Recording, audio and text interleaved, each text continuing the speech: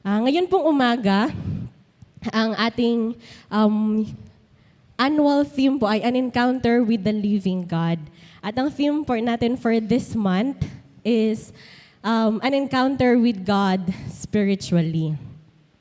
Ang bawat isa po sa atin ay pwedeng ma-encounter ang Panginoon, pwedeng matagpuan ng Panginoon sa iba't ibang places, iba't iba pong areas, kumbaga. Pwedeng nasa highest of highs tayo, o di ka po ay nasa lowest of lows. Saan man po tayo, tayo ay nasa ating tahanan, dito sa church, sa moments of worship po na mayroon tayo, o maging sa salita ng ating Panginoon, pwede po nating ma-encounter ang ating Diyos. Pero ano po ba yung nangyayari sa atin kapag na-encounter natin ang Panginoon? Sa Book of Acts po, kung saan mababasa natin yung mga gawa ng mga apostles at disciple ni Jesus Christ, nakapahayag po doon kung anong nangyari sa kanila after. Sa Acts chapter 2, mababasa po natin yung sila ay nasa upper room, yung mga disciple ni Jesus, after the resurrection of Jesus Christ at siya ay mag-ascend sa heaven, yung mga disciples po niya ay nagkatipon-tipon at hindi po nila alam kung ano yung dapat nilang gawin. Pero nung na-encounter po nila ang Holy Spirit, dumating yung Holy Spirit sa kanilang kalagitnaan, may nangyari po sa kanila. At hindi lang po yun, basta-bastang nag-speak in tongues sila during that time. Hindi lang siya one moment, kumbaga.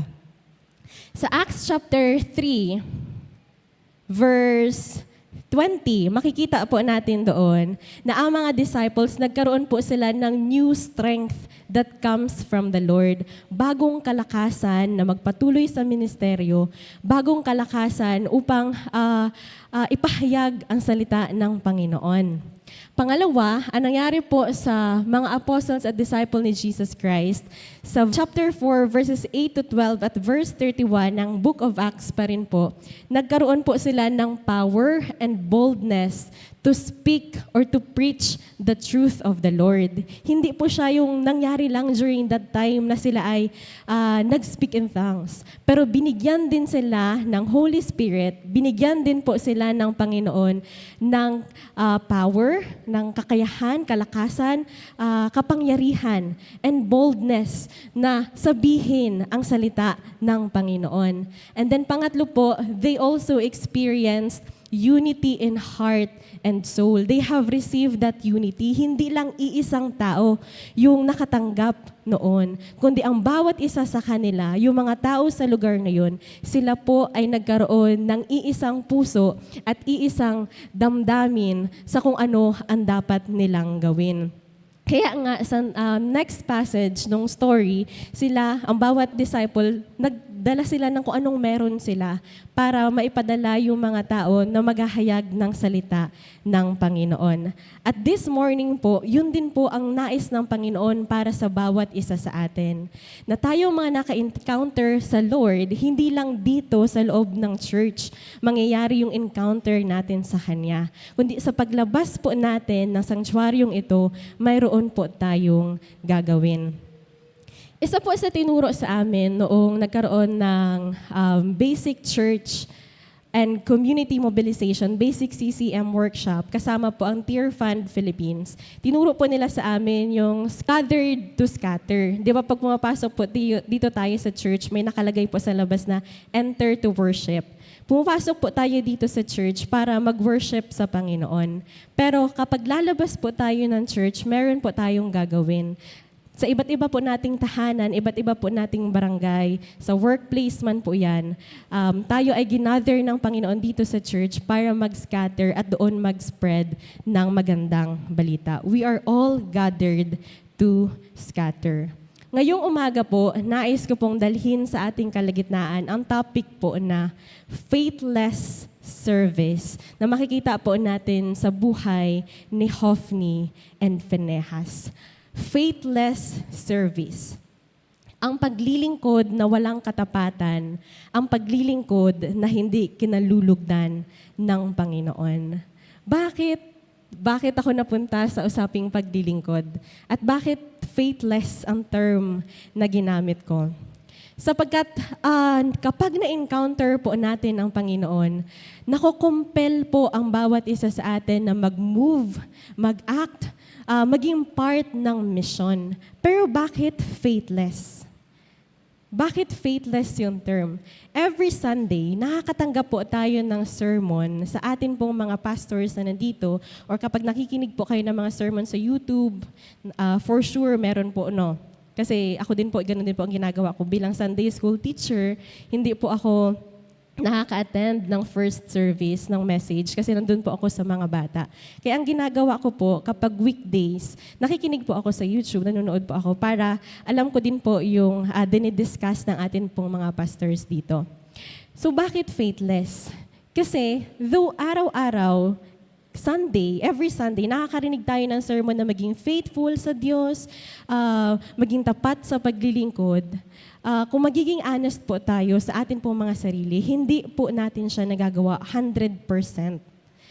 And minsan, nagagawa pa nating pagdudahan baga, yung ating klase ng paglilingkod. I know po na wala pong perfect, lahat tayo ay nasa process, lahat tayo binabago araw-araw ng Panginoon. Kaya nga po, ngayong umaga, ang salita po ng ating Panginoon ay magpapakita sa atin kung ano naman ang mangyayari sa klase ng paglingkod na wala pong pananampalataya. Malinaw po ba sa atin na lahat po tayo ay tinawag ng Panginoon na maglingkod sa Kanya? Hindi lang po iisang tao, kundi lahat po tayo ay tinawag ng Panginoon na maglingkod sa Kanya. Hindi lang po dito sa loob ng simbahan. Maging sa outside po ng church natin, tayo ay tinawag ng Panginoon na maglingkod sa Kanya. Volunteer works man po yan, o di kaya ay sa trabaho po natin. Maging po ang nasa posisyon sa politics, tamang-tama po bukas ay election. And naniniwala tayo na may mga tao na tinawag ng Panginoon na mapunta doon sa leadership, maglingkod sa Panginoon sa pamamagitan ng ganoon. At tayo po sa Foursquare, malinaw po na tinuturo sa atin na wala po tayong dapat na ini-endorse kami. Wala po kaming ini-endorse na mga politicians, pero pinapanalangin po natin na ang bawat isa atin ay magkaroon ng tamang pag-iisip, tamang judgment sa kung sino po ang iboboto natin. At desire natin na yung maput natin sa posisyon ay yung may same po na mission sa atin, na hindi po malalapastangan ng ating Panginoon, hindi po mapapabayaan ang relationship ng mga tao sa Panginoon. Kaya nga po this morning, if you have your Bible with you, pwede po kayo makibukas sa akin sa 1 Samuel chapter 2, verses 29 to 30. 1 Samuel chapter 2, verses 29 to 30. At hinihiling ko po ang bawat isa na tumayo bilang paggalang po sa pagbabasa ng salita ng Panginoon. 1 Samuel chapter 2 verses 29 to 30. Ganito po ang sinasabi sa Pinoy version. Bakit niyo pinagnanasa ang makuha ang mga sacrifices at offerings na nire-require ko sa mga tao? Eli, bakit mas pinapahalagahan mo pa ang mga anak mo kesa sa akin? Bakit kayo nagpapataba sa pinakamagagandang parte ng karne na ino-offer sa akin ng bayang Israel? Akong si Lord, ang Diyos ng Israel, ang nag-promise dati na forever nang magsiserve sa akin bilang mga priest ang pamilya at angkan mo. Pero di ko na yan papayagang mangyari. Paparangalan ko ang nagpaparangal sa akin at susumpain ko ang humahamak sa akin. Tayo po ay manalangin. Thank you, O Lord, sa opportunity, O God, sa time ulit, Panginoon, na kami ay makapakinig ng inyo pong mga salita. Help us, Panginoon, na maunawaan namin ang inyo pong message sa amin sa ngayong umaga. At dalangin namin, Panginoon, na hindi lang po matapos dito sa church ang lahat po ng aming matutunan, kundi magamit namin ito, Panginoon, sa aming paglabas, Lord God, sa simbahang ito. Lord, itinataas namin inyong pangalan. Ito pong aming panalangin sa pangalan ni Jesus. Amen. Maari na pong makaupo ang bawat isa. Sa passage po na binasa natin kanina, ngayon lang, makikita po natin yung statement ng Panginoon para kay Eli. Si Eli po, isa po siyang priest sa Shiloh. Siya po ay priest sa panahon kung saan si Samuel ay pinanganak. Familiar naman po tayo kay Samuel po, no? Isa po siyang propeta ng Panginoon na anak ni Hannah, na talaga namang pinalangin ni Hannah para ibigay sa kanya ni Lord. At after that, inoffer siya ni Hannah sa Panginoon. At buong buhay ni Samuel, siya po ay naglingkod sa Diyos. Ngayon si Eli po, meron siyang 2 anak. Si Hophni po at sa Phinehas. Ngayon, si Hophni po at si Phinehas, dito po natin makikita sa kanilang story na possible pala na nasa loob ka ng templo, na naglilingkod sa Diyos, pero wala kang relationship sa Diyos. Kasi dati po yung pagiging servant ng Diyos, nakadepende siya sa family line. Kapag part ka ng Levitical family, matik agad na sa templo ka maglilingkod. At dito po natin makikita sa buhay nila na possible pala na kahit nasa loob ka ng simbahan naglilingkod, yung buhay natin ay namumuhay sa kadiliman. Possible pala na nasa loob ka ng simbahan, pero hindi mo kilala kung sino ang Diyos na inyong pinaglilingkuran. Paano po ba naging unfaithful itong si Hophni at Phinehas? Bakit sila faithless? Ngayon po, babalikan natin from the previous chapter ng book kung sino ba sila. Number 1 po, ang character po ni Hophni at ni Phinehas, sila po ay parehong walang pagpapahalaga kay Lord. Mababasa po natin yon sa 1 Samuel chapter 2 verse 12. Sabi dito, masasama ang mga anak ni Eli. Wala silang pagpapahalaga kay Lord. Si Hophni at si Phinehas po, pareho silang nagpe-perform ng service sa Diyos doon sa templo, pero hindi po nila kilala kung sino ang Diyos. Sabi po ng isang pastor, mayroong difference sa term na kilala at kilala. Pwedeng kilala mo ang isang tao, pero hindi mo talaga siya kilala. Alam mo yung pangalan niya, alam mo kung saan siya nakatira, pero hindi mo kilala kung anong klase siyang tao. At ganun po ang nangyari kay Hophni at kay Phinehas.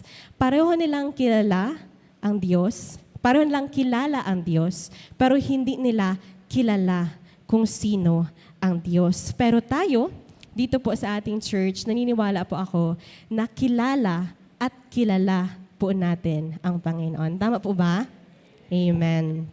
Pangalawa pong character, si Hophni po at si Phinehas ay parehong nagkasala kay Lord dahil binabastos nila ang offerings na para kay Lord. At mababasa po natin yon sa 1 Samuel chapter 2 verse 17. Sabi po doon, malaking kasalanan sa paningin ni Lord ang ginagawa nilang ito dahil binabastos nila ang mga offerings na para kay Lord. Sa Leviticus po, mababasa natin yung instruction ng Panginoon kay Moses sa kung paano silang maglingkod sa Panginoon. Sabi sa Leviticus chapter 22, verses 1 to 2 at verse 9, the Lord said to Moses, tell Aaron and his sons to treat with respect the sacred offerings the Israelites consecrate to me, so they will not profane my holy name. I am the Lord. Sa verse 9, sabi pa ng Panginoon, the priests are to perform my service in such a way that they do not become guilty and die for treating it with contempt. I am the Lord who makes them holy. Pero ang ginawa po ni Hophni at ni Phinehas, binabastos po nila ang mga offerings na para kay Lord. Liban po doon, maliban sa binabastos nila yung offering, sa verses 13 to 16 po ng 1 Samuel chapter 2, mababasa din po natin na sa katungkulan ng mga priest, pag merong nagdadala ng offering, ito po yung ginagawa ni Hophni at ni Phinehas.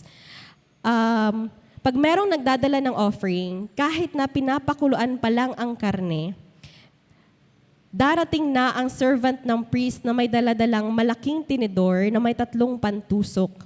Itutusok niya ang tinidor sa malaking kaldero o palayok at mapupunta sa priest ang kahit anong matusok nito. Ginagawa nila ito tuwing nag-o-offer sa Shiloh ang mga Israelites. Di lang yon, bago pa sunugin ang taba ng karne, lumalapit na ang servant ng priest sa lalaking nag-o-offer ng handog at sinasabi, "Hilaw na karne ang ibigay mo sa priest at huwag nilaga. Hilaw ang gusto niya." At pag sinabi ng lalaki sa servant, "Sunugin muna natin ang taba sa kakakumuha ng gusto mo." Sasagot naman ng servant, "Hindi pwede. Bigyan mo na ako ngayon, kundi sapilitan kong kukunin yan." So, ginugusto ng dalawang priest na ito, ni Hophni at Phinehas, inuutusan niya ang kanyang mga servant na wag nang i-offer doon sa altar ng Panginoon yung para sa Diyos, kundi inaangkin na nila at sila na yung magte-take ng para sa kanila. They acted as if they owned what is of God. Kino-consider na nila na para sa kanila talaga ang offering na iyon. Maliban po doon, ang ginagawa pa po nila ay yung mga women na nagsiserve doon sa harapan po ng temple. Mabasa po natin yon sa verse 22. Sabi dito, matandang-matanda na si Eli at lagi niyang naririnig yung mga ginagawa ng mga anak niyang lalaki sa mga Israelites at yung pakikipag-sex sa mga anak niya sa mga babaeng nagsiserve sa entrance ng banal na tent. Makikita natin, very wicked. Kahit sila ay nagsiserve doon sa temple ng Diyos, ang kanilang actions ay hindi in line sa kung ano yung pagiging holy ng Diyos. Ang ginagawa nila ay wickedness. Kinukuha na nila yung para sa Diyos at ang ginagawa pa nila ay nag-act sila ng profane act sa harap ng Panginoon. And kung babalikan lang po natin yung kinukuha po nila, yung para sa Panginoon, naalala niyo po yung story sa Acts chapter 5, yung si Sapphira at si Ananias, yung dalawang mag-asawa, na ang mga disciple ng Panginoon ay nag-gather na ng pwedeng ipagtipon para pwedeng gamitin ng mga disciples sa paglingkod. Pero yung dalawa, after nilang magbenta ng kanilang lupain, ng kanilang pag-aari, ay nagsinungaling pa sila sa Panginoon. Sabi po dito sa Acts chapter 5 verses 1 to 10, balikan lang po natin. "Now a man named Ananias, together with his wife Sapphira, also sold a piece of property. With his wife's full knowledge, he kept back part of the money for himself." Nagtago po sila ng para sa kanilang sarili.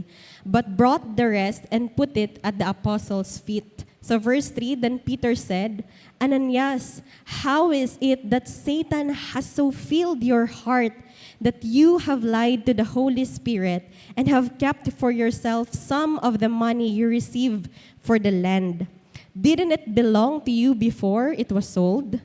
And after it was sold, wasn't the money at your disposal? What made you think of doing such a thing?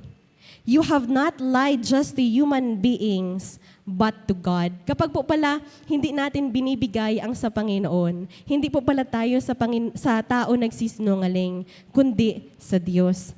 When Ananias heard this, he fell down and died, and great fear seized all who heard what had happened.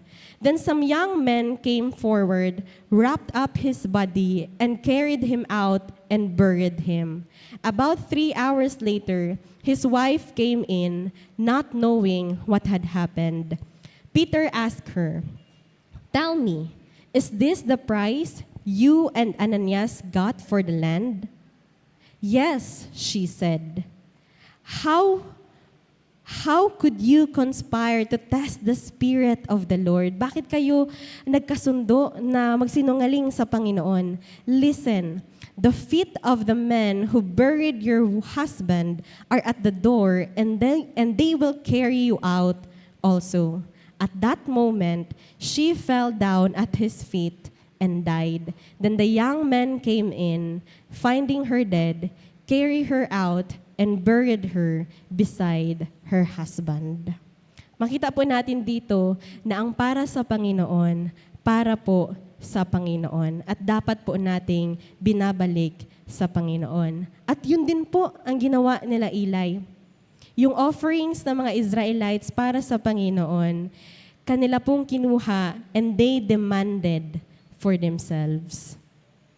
Na-mention din po natin kanina na ang ginagawa nila Hophni at Phinehas ay nakikipagtalik po sila doon sa mga babae na nasa harapan ng templo ng Panginoon. They committed adultery before the eyes of the Lord. Nag-practice po sila ng sexual immorality before God. Sa New Testament po, sa panahon ni Jesus, there are 3 temptations na tinuturo sa atin na dapat iwasan. Kagaya po ng ginawa ni Jesus, lust of the eyes, lust of the flesh, and pride of life. Kung nagawa ni Jesus, ang instruction para sa bawat isa sa atin, ititempt tayo, pero we should run. We should avoid. Wag tayo pong i-embrace yung mga temptations na ito. Kapatid, tandaan po natin, if si Hophni po at si Phinehas ay nagawa po nila yung dalawang bagay, mag-serve sa Diyos na walang pananampalataya, at pangalawa, mag-serve sa Panginoon sinfully. Sa atin pong kalagitnaan ngayong umaga, hindi po malabong ginagawa din natin ang mga bagay na ito. Hindi pong malabo na ang bawat Kristiyano ay nafo-fall din po into temptation. At hindi rin po malabo na marami sa lingkod ng ating Panginoon na nahihirapan at nagsastruggle sa bagay po na ito. Ngunit kagaya po ni Hophni at ni Phinehas, ang mensahe po ng Panginoon sa atin ngayong umaga ay kumakausap sa atin na kung ginagawa po natin ang mga bagay na ito, serving God faithlessly, serving God sinfully, may time pa po tayo na humingi ng kapatawaran sa Panginoon at magkaroon ng change of heart at change of life. Kagaya po ni Hophni at ni Phinehas, sa chapter 2, verse 25, mababasa po natin na sila po ay kinausap ni Eli. Binigyan sila ng warning, pero ang ginawa po nila, hindi sila nakinig sa warning ng kanilang ama. Sabi po ni Eli sa kanila, kung magkakasala ang isang tao sa kapwa niya, pwede siyang i-defend ni Lord. Pero, sino ang magde-defend sa isang taong nagkasala kay Lord? Kapag tayo po ay nagkakasala laban sa ating kapwa, pwede tayong i-defend ng Panginoon. Pero kapag ang kasalanan natin ay against sa Lord, blasphemy sa Lord, sino ang magde-defend sa atin? At dito nakita natin, hindi nakinig kay Eli ang mga anak niya kasi decided si Lord na maparusahan. Decided si Lord na patayin sila.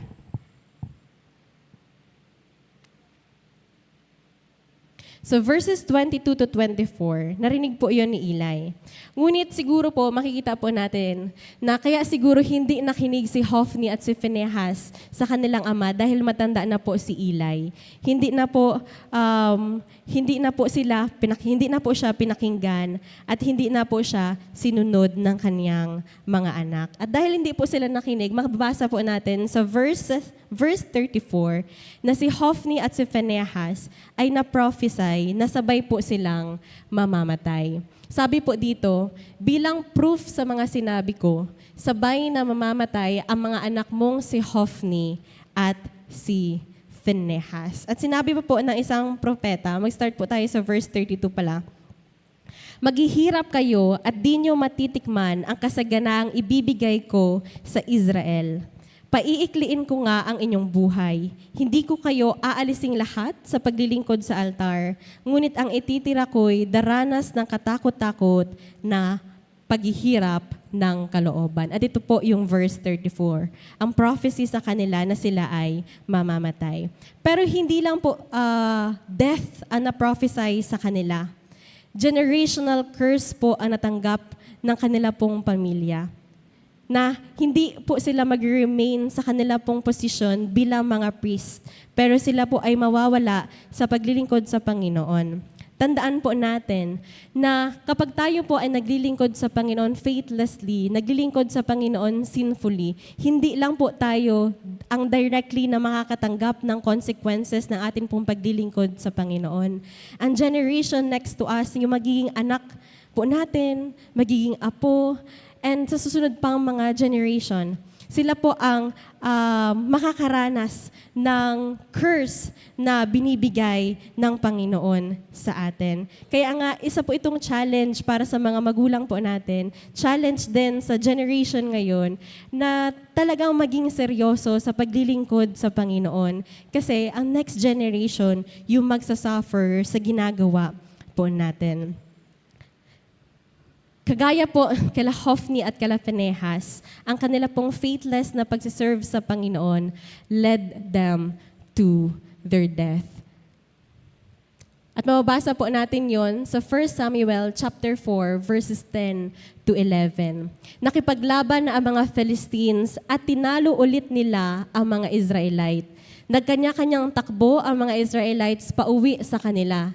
Napakaraming napatay na umabot sa 30,000 sundalong Israelites. Nakuha ng mga Philistines ang box ng kasunduan ni Lord at pinatay nila ang dalawang anak ni Eli na sina Hophni at Phinehas. Ang ginawa po kasi nila, after nilang mag-gather sa kanilang camp laban sa mga Israelites, nung una nilang encounter, nasa 4,000 soldiers yung namatay po sa kanila. Pero naisip nila, bakit hinayaan tayo ni Lord na matalo ng mga Philistines? Eh di ba siya yung Diyos na nag-gather sa atin dito? Bakit hinayaan niya tayong mamatay? Kaya ang ginawa nila, kinuha po nila yung box ng kasunduan o yung Ark of the Covenant. Dinala po nila yun sa battle. At isip nila, kapag dala-dala po nila yung Ark of the Covenant, magagawa na po nilang talunin yung mga Philistines. Pero hindi po yun nangyari. Nagkaroon po ng matinding, parang gusto ring manalo ng mga Philistines. Gusto nila, dahil sa takot nila, sabi nila sa kanilang mga soldiers, lakasan natin ang ating loob.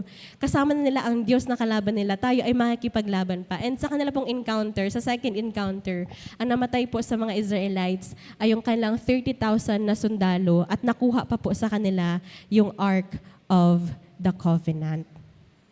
Yung faithless service po ni Hophni at ni Phinehas ay meron pong magandang itinuturo sa bawat isa sa atin. Ano ang klase ng paglilingkod na pwede nating gawin sa panahon natin ngayon? Tinuturo sa atin na maganda at bilang mga Kristiyano, na-encounter natin ang living God. At sa ngayong umaga, ang tinuturo din po sa atin, mula dito sa story ni Hophni at ni Phinehas, tayo, sa panahon natin ngayon, tayo mga Kristiyano ngayon, when we encounter the Lord and choose to serve Him, huwag po nating gayahin si Hophni at si Phinehas. Ang gagawin po natin is we must carefully follow God's command.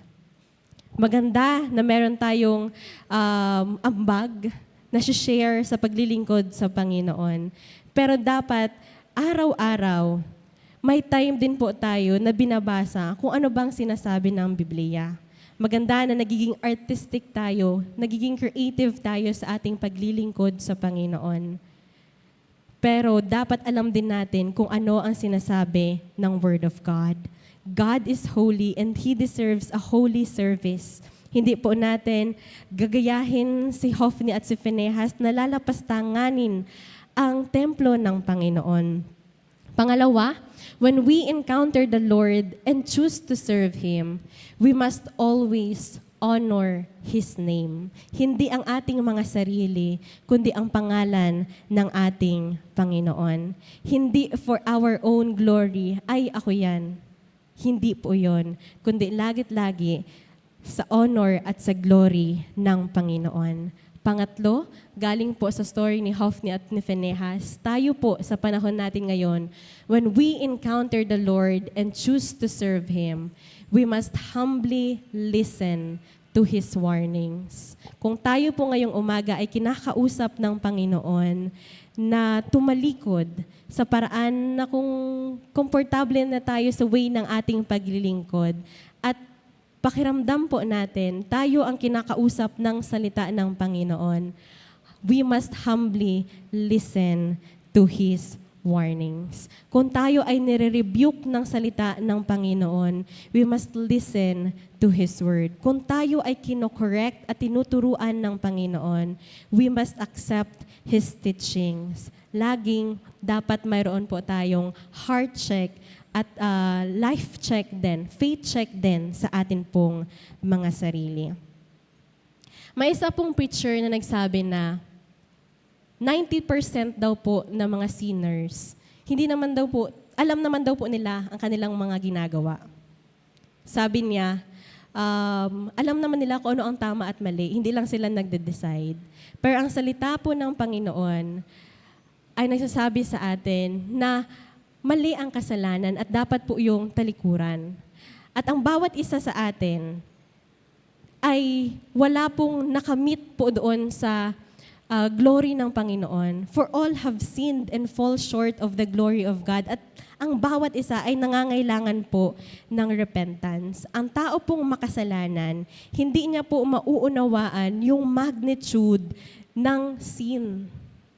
Kaya nga, dapat nagtuturo po tayo na dapat talikuran ang sin against God, na merong barrier between God and us kasi nga merong sin na kailangan nating mag-repent, tanggapin natin yung ginawa ni Jesus Christ.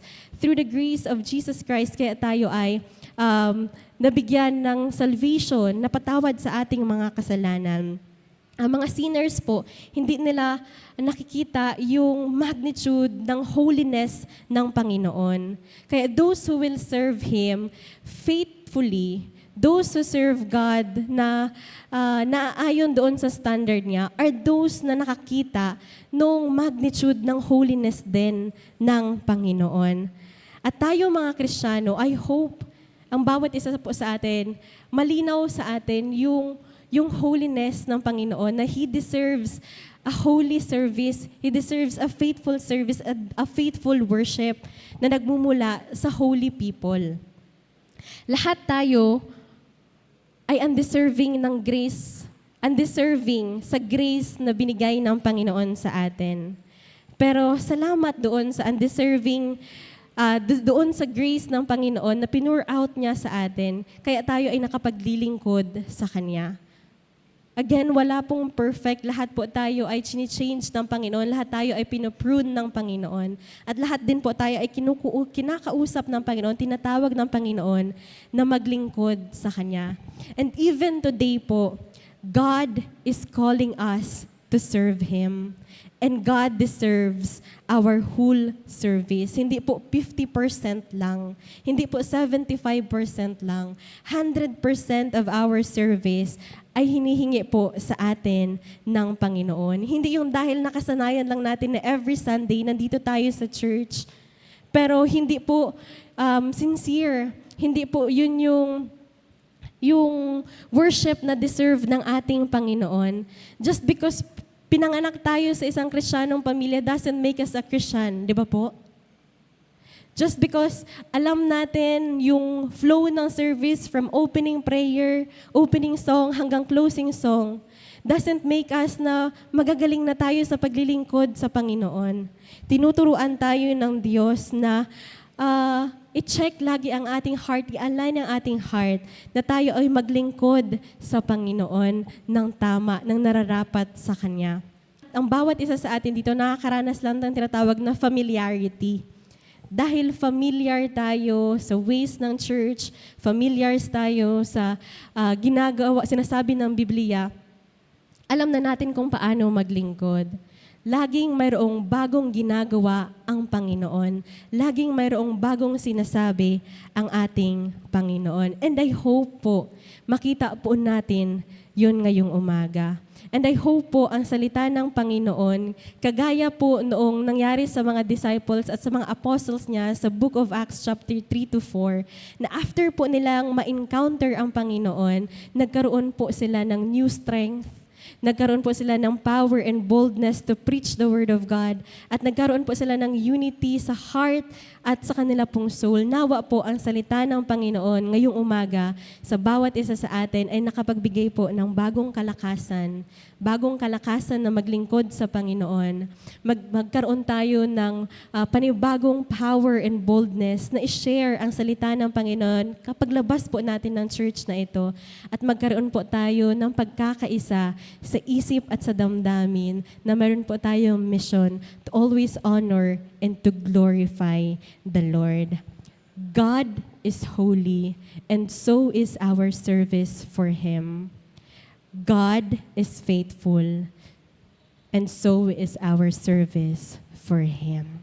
Ito po ang salita ng Panginoon sa atin pong kalagitnaan ngayong umaga. Magandang umaga po sa bawat isa.